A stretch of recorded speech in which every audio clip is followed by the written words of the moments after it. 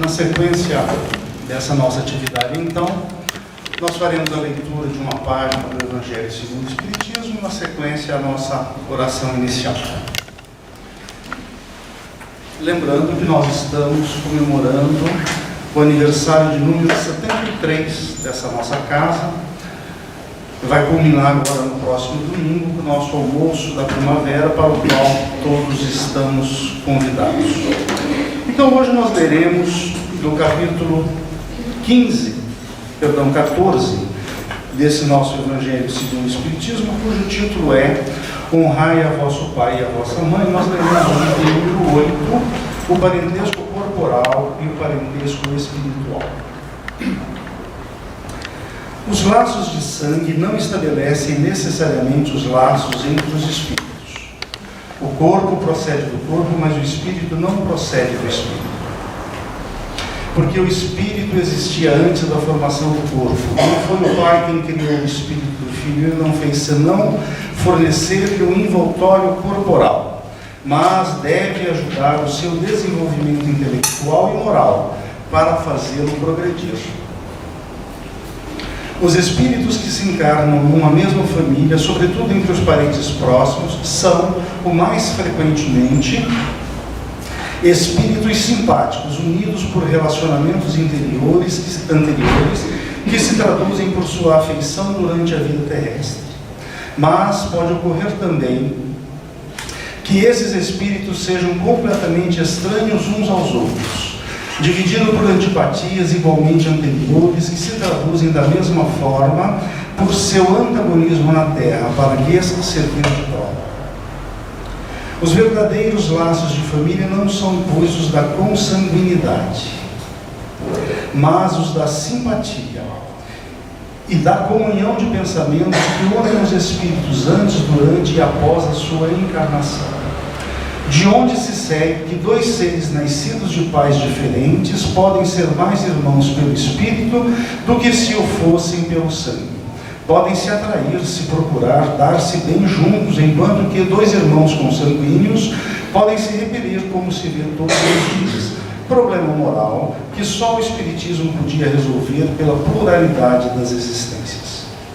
Há, pois, duas espécies de famílias: as famílias pelos laços espirituais e as famílias pelos laços corporais. As primeiras, duráveis, se fortalecem pela depuração e se perpetuam no mundo dos espíritos através de diversas migrações da alma. As segundas, frágeis como a matéria, se extinguem com o tempo e frequentemente se dissolvem moralmente desde a vida atual. Foi isso que Jesus quis fazer compreender em dizendo aos seus discípulos: eis minha mãe e meus irmãos. Quer dizer, minha família pelos laços do Espírito, porque quem quer que faça a vontade de meu Pai que está nos céus é meu irmão, minha irmã e minha mãe. A hostilidade de seus irmãos está claramente expressa na narração de São Marcos, uma vez que disse ele: se propunham se apoderar dele sob o pretexto de que havia perdido o espírito. A notícia da sua chegada, conhecendo-lhe os sentimentos a seu respeito, era natural que dissesse, falando dos seus discípulos do ponto de vista espiritual: eis meus verdadeiros irmãos. Sua mãe se encontrava com eles e generaliza o ensinamento, o que não implica de nenhum modo que tenha pretendido que sua mãe, segundo o corpo, não lhe era nada como o espírito, e que não tivesse por ela senão indiferença. Sua conduta em outras circunstâncias provou suficientemente o contrário. Fechamos então os nossos olhos, elevemos os nossos pensamentos ao Pai, através de Jesus, o nosso Mestre, para dizer numa prece de gratidão: obrigado, Senhor, pela oportunidade que nos dá de alguns minutos de reflexão sobre uma página do Teu Evangelho. Obrigado, Senhor, por nos permitir estarmos nesta Assembleia de espíritos afins com os mesmos propósitos. que consigamos, Senhor, perceber a paz do ambiente, a harmonia reinante, e que esta paz, esta harmonia, penetre o meu ser espiritual, predispondo-me para as energias do passe que logo mais receberemos. Aproveitamos, Senhor, a oportunidade para pedir mais uma vez: abençoa-nos, Senhor, hoje e sempre, que assim seja. Muito bem. Mais uma vez, lembrando de nós, nessa semana que comemora o aniversário de número 73 de nossa casa, foi estabelecido que durante toda a semana nós trataremos do tema que envolve a família. Interessante notar que desde o princípio do ano a nossa casa está com esta orientação. Todas as nossas atividades voltadas para o assunto da família. Desde a evangelização até todos os 4 anos da nossa escola, o estudo sistematizado da doutrina espírita, muito embora apostilado com a sua matéria ali estabelecida, devemos todos também fazer este estudo, mas com vistas à questão da família. E é interessante notar que dos critérios adotados por Allan Kardec na elaboração da doutrina espírita foi a generalidade dos ensinos, ou seja, essa doutrina foi codificada não pela mão de um homem, Allan Kardec. Ela foi ditada não por um espírito, mas pelo conjunto de espíritos que trouxeram as informações por um conjunto de médiuns desconhecidos entre si, e que Allan Kardec então compilou estas informações para formar a doutrina espírita. E por que digo isso da generalidade? Porque no número deste mês da revista Reformador, que é a revista oficial da Federação Espírita Brasileira, tem lá um artigo muito interessante versando sobre a família. Nós frequentamos também o Centro Espírita A Caminho da Luz, e por orientação da espiritualidade, por 18 meses, nós faremos um estudo voltado sobre a família. Começou no mês de junho, então temos aí mais 16 meses de estudos sobre a família. Interessante isso, que dia desses eu via rapidamente um programa evangélico na televisão, e o pastor que lá estava falava sobre a questão da família. Isso não pode ser gratuito, meus amigos, tem que ter um fundamento. Por que a atenção tão forte da espiritualidade para conosco, os encarnados, no que se refere à família? Divaldo Pereira Franco, em uma de suas conferências, traz a informação de que nós não temos a família que merecemos, nós temos a família que precisamos. Joana de Ângeles, a sua mentora, assevera que, conforme nós também podemos ler nesta página inicial do Evangelho, nossas famílias não são um aglomerado biológico. Somos muito mais que isso. Somos espíritos, anteriores a essa formação e, por certo, posteriores a ela. Mas então, por que razão eu estou essa família? Eu ia dizer eu tenho essa família, na verdade eu não tenho, eu estou. Tem que haver uma razão para que eu esteja nesta família. Quando nós estamos lá na adolescência, saindo da infância, iniciando na adolescência, é muito comum que eu ache a família do meu amigo muito melhor que a minha. O pai do meu amigo é que é bacana, o meu é sempre ruim. A mãe do meu amigo é tão boazinha, a minha é sempre ruim. Ora, mas é esta a opinião do meu amigo? Na verdade, eu nunca perguntei para ele o que ele achava da própria família. Porque é possível que ele também achasse que era a minha que era uma família legal, porque os meus pais sim é que eram legais. Então tem que ter uma razão. É necessário que haja uma razão para que nós estejamos neste grupo de espíritos que nós chamamos família. A página do Evangelho que nós lemos diz: o Espiritismo explica pela reencarnação e pela anterioridade das nossas existências. Mas é um pouco mais profundo que isso. Se não, vejamos. Todos nós aqui que já somos casados, iniciamos o relacionamento com o nosso cônjuge na melhor forma possível. Amamos-nos intensamente, porque senão não nos casaríamos. Faz sentido isso? Eu não casaria se odiasse a minha esposa, ou se não gostasse um pouquinho dela. Então casei-me com ela porque nutri por ela esse sentimento de amor que nos uniu, que nos atraiu um para com o outro. Depois do casamento é uma outra conversa, a gente vai ver logo mais à frente. Mas até o casamento foi o amor que nos uniu, que nos atraiu. Ela viu em mim esse espécime maravilhoso de ser humano. Eu, a mesma coisa, vi naquele exemplar feminino a realização de todos os meus sonhos. Então nós fomos unidos um ao outro por uma lei que rege todos os nossos destinos, a lei de atração. Nesse instante eu quero fazer uma pausa para não analisar neste momento a minha família consanguínea, como disse ali o Evangelho.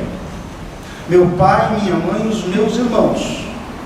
Vou tratar apenas daquela família que eu constituí com a minha esposa.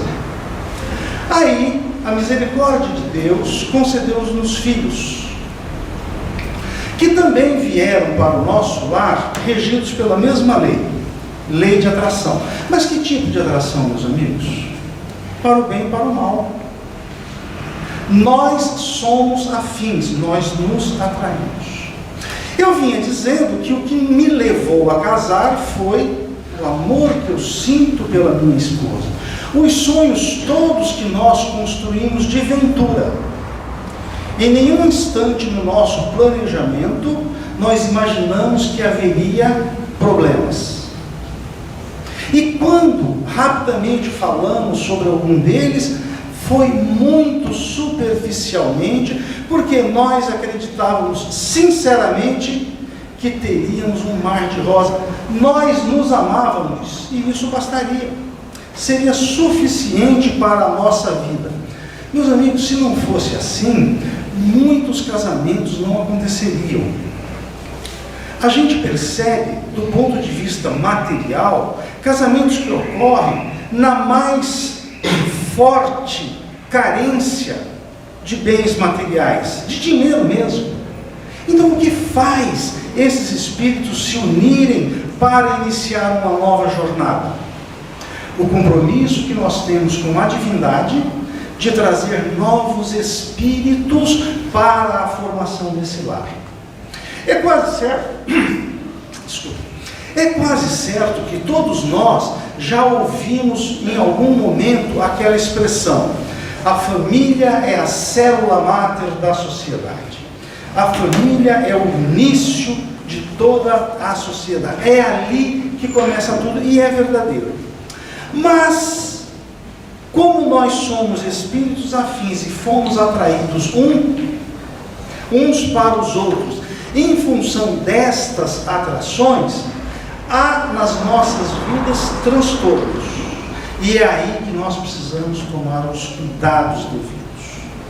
Saímos daquele enlaçamento que foi o namoro, o noivado, e iniciamos o casamento. Vamos admitir apenas para a exposição que até a chegada dos filhos nós não tivemos nenhum tipo de problema. Foi tudo realmente aquele mar de rosas que nós sonhávamos, até porque eu e minha esposa somos afins. É só um exemplo. Aí chegam os filhos. Espíritos, eu vou insistir bastante nessa tese para a gente ter isso bastante forte. Espíritos afins. Juntos já caminhamos inúmeras vezes. Acertamos, mas também erramos. E estamos juntos novamente para corrigir esses erros todos. E aí, com a chegada deles, pode ser que ocorra alguns deslizes pequenos, chora muito à noite, eu não gosto de acordar. Como ela é obrigada a acordar para aumentar, ela começa a ficar com raiva de mim, porque eu não acordo, eu não ajudo, eu não colaboro. Inicia um processo de desgaste. Eu estou falando lá na frente, porque pode ocorrer também de quando a esposa fica grávida, ocorrer a rejeição do marido, a mulher fica com nojo do marido. Logo mais à frente a gente vai explorar isso um pouquinho. Então, inicia aquele processo de desgaste. Nós vamos sair para almoçar no domingo, é um transtorno, porque justo na hora que o prato chega, o filhinho, o bebê, chegou dormindo. Olha que coisa linda. Eu empurrei o carrinho, estava tudo tão bonito. Mas na hora que chegou o prato, ele começa a chorar. Um de nós tem que levantar.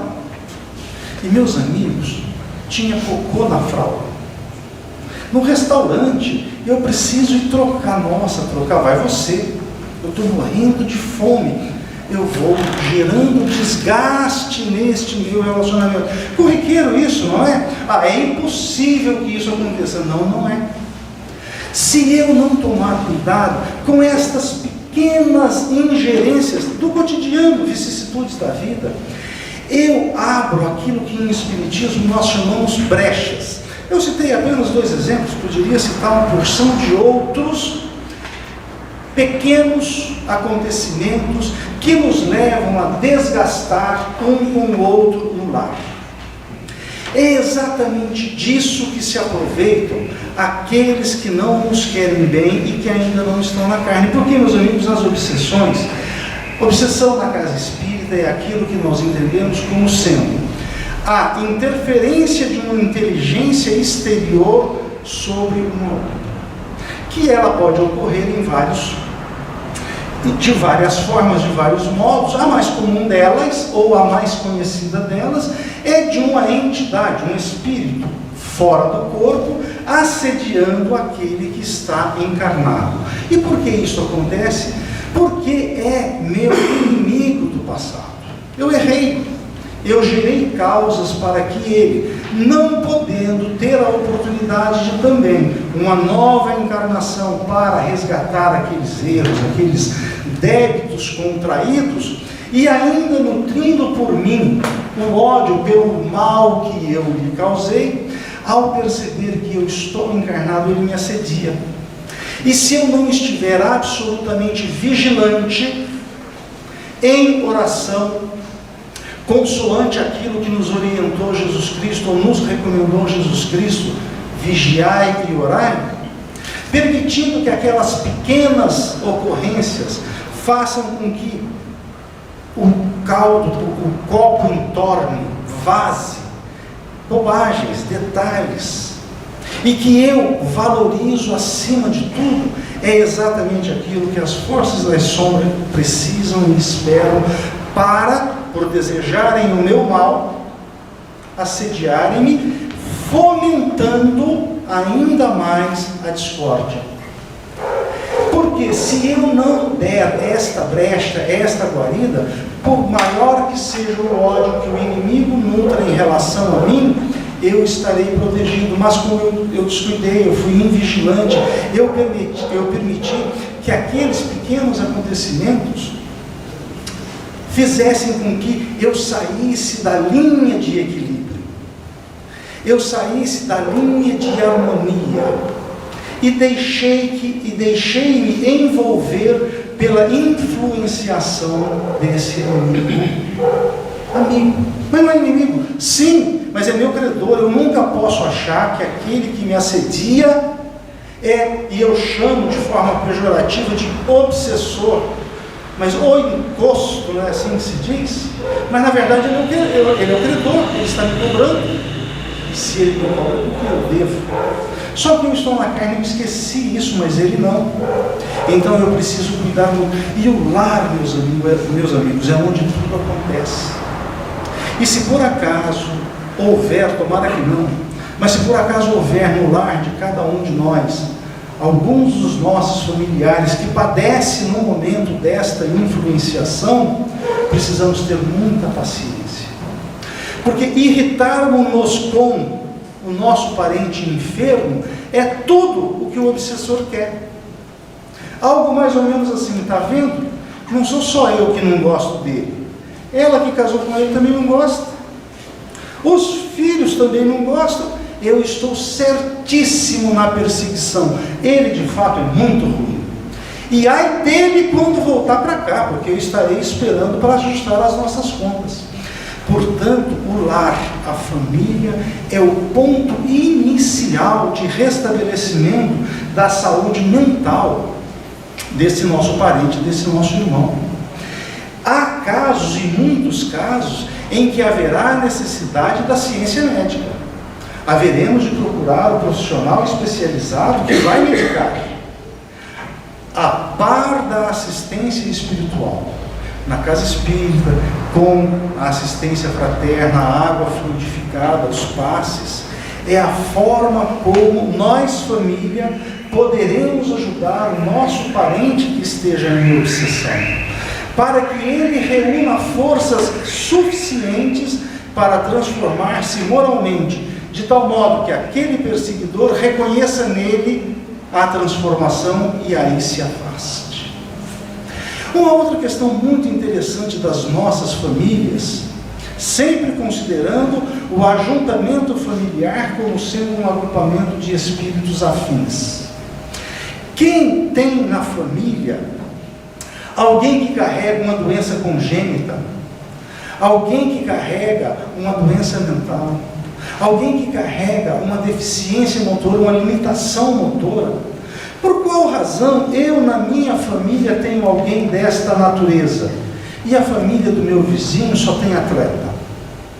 Por que é que na minha família meu filho tinha saúde até 10, 15 anos e depois adquiriu uma doença que veio definhando, levando-o à desencarnação com 20, 25 anos? Por qual razão? Deus não é justo? Deus não é pai, não é bondade? Por que a família dela é tão harmônica e a minha é tão cheia de problemas?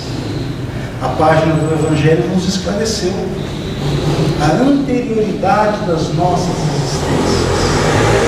E se eu tenho um parente em sofrimento, não é o fato de que ele é culpado. É claro, ninguém sofre desnecessariamente. Imagine, Deus não é pai amoroso? Como é que ele permitiria que eu, seu filho, sofresse dessa forma? Então uma razão tem que haver.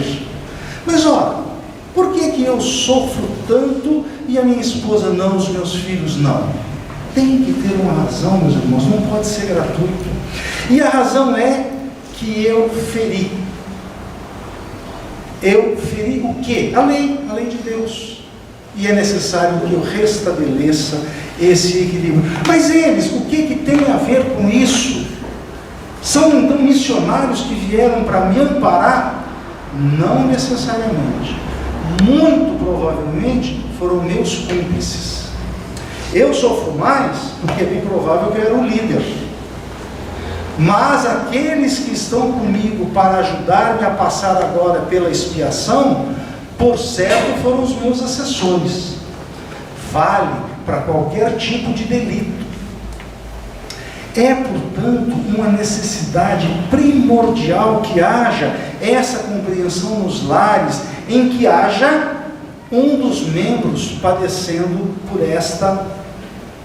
por este mal, por esta problemática, seja física, seja emocional. Sabe por quê, meus amigos? Quando nós vimos para essa nossa encarnação, a misericórdia divina nos permite esquecer o passado. Quem nós fomos, os crimes que nós praticamos, é bem verdade que também esquecemos as conquistas. Entretanto, veja como isso é lógico. As minhas habilidades, elas permanecem. Não tem, como o nosso companheiro aqui que nos antecedeu, habilidade para música, por certo, estudou e desenvolveu, mas trouxe a habilidade. Haverá alguém com habilidade para matemática, para astronomia, para todas as ciências, porque são conquistas que eu trouxe para desenvolver. Mas as minhas viciações estão registradas no meu inconsciente profundo. Dependendo do grau destas problemáticas que eu trago, representa em mim, nesta existência, timidez, eu fico taciturno, eu fico naquele período, saindo da infância para a adolescência, trancado no quarto, mudo, sem diálogo, porque medo de enfrentar a vida na nova existência. Eu tenho o registro do meu planejamento, que eu devo vir e enfrentar, mas a culpa que eu carrego, que está registrada no inconsciente profundo, me mete medo, faz com que eu vacile na hora de enfrentar, vai desaguar lá na frente, nesses casos de depressão, que o espírito traz. E na família, como que eu estou tratando isso? Que é um ponto muito importante, meus irmãos, para que nós tenhamos bastante atenção mesmo nos dias que correm. A quantas andam o diálogo ou os diálogos lá na minha casa? Eu tenho conversado sistematicamente com a minha esposa, com o meu esposo.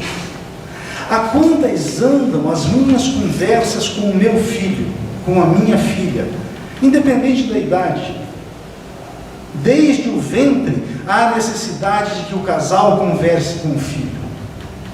Eu preciso refletir sobre isso nesta época em que a comunicação tem sido mais por digitação do que pelo vocal.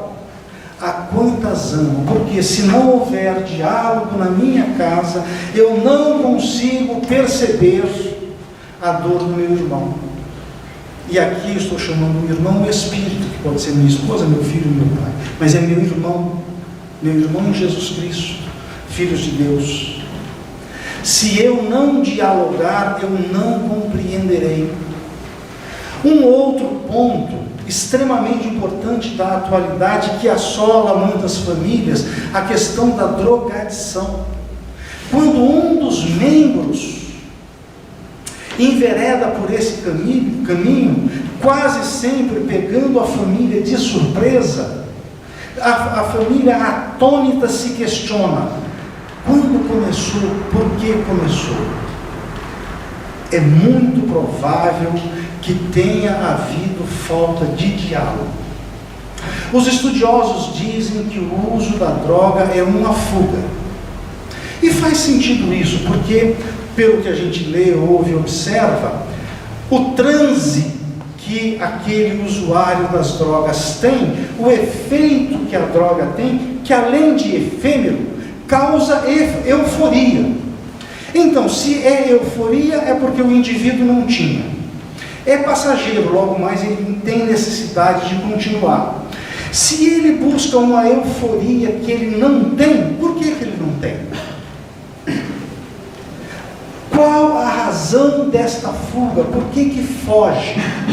É através do diálogo que a família pode, talvez, interceptar o início do uso dessas substâncias.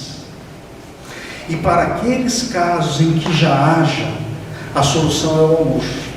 Somente o amor pode resgatar um usuário de drogas para o seio da família.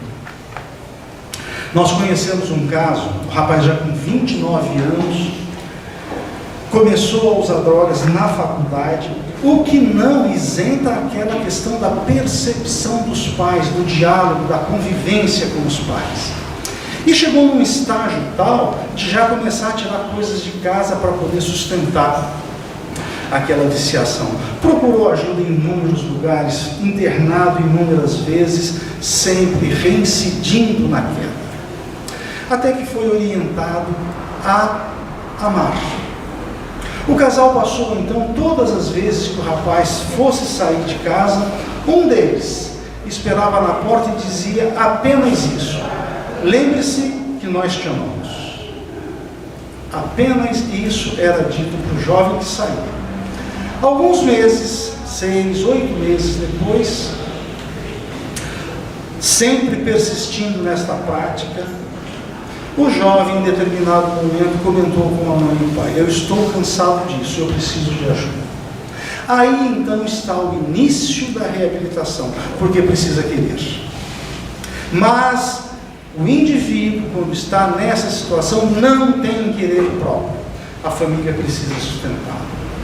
E é nesse sentido que a Casa Espírita sempre orienta a todos a prática do Evangelho no lar, que nada mais é, meus irmãos, de que uma reunião em família, dia e hora certa. Suponha que você opte por fazer aos domingos às 20 horas, sempre aos domingos às 20 horas. Reúna a sua família, abra uma página do Evangelho, de um livro nobre. Leia aquela página, ore, converse, troque ideia com o seu familiar, pergunte o que ele entendeu, diga o que você entendeu, eu repito, não mais do que meia hora.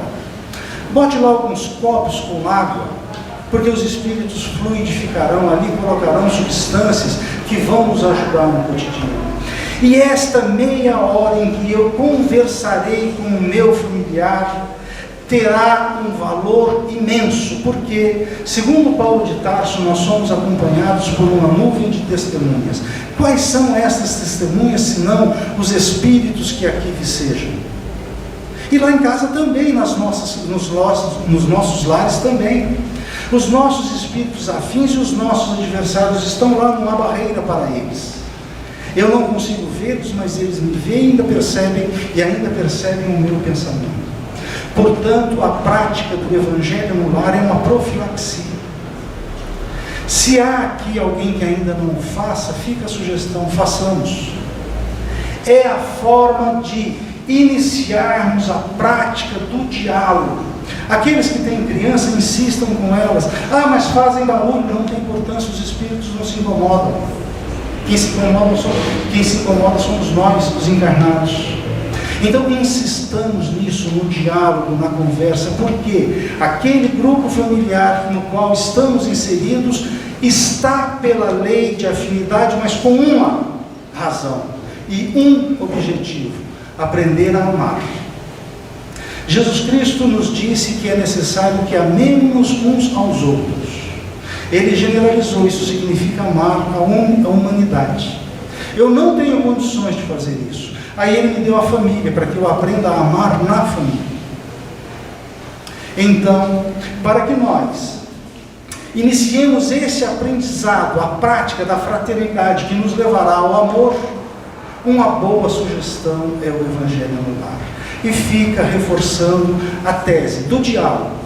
Não percamos oportunidade de conversar com os nossos familiares, perceber as suas dores. Aquela mãe sabe muito fazer isso, não é?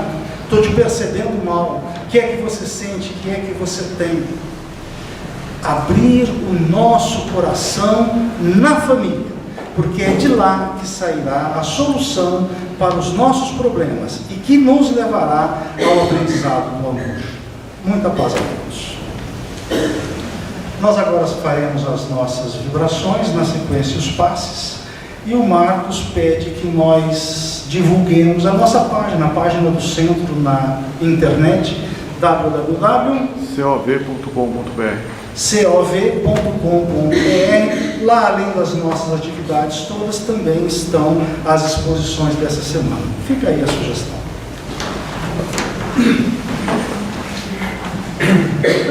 Fechemos os nossos olhos, mantenhamos nesse clima de harmonia, de paz, para não só o pensamento, pedir a Jesus que nos abençoe, que o Mestre possa envolver-nos a todos com a sua luz. E nós, de nossa parte, também, mentalmente, abraçar o nosso companheiro da direita, o nosso companheiro da esquerda, o nosso companheiro da retaguarda, aquele outro à nossa frente. E ao abraçar este companheiro, poder dizer no fundo do nosso coração: muito obrigado por partilhar comigo deste amor. Que Jesus possa conduzi-lo ao seu lar, sobre a sua paz, que ao chegar em casa você possa abraçar o seu filho, dizer o quanto é importante para você, o quanto você tem aprendido comigo, e que você sinceramente está envolvido no sentimento de amar, sem condições, amá-lo sem exigências, compreendê-lo como é, porque gosto dele da forma que é. Que Jesus nos abençoe.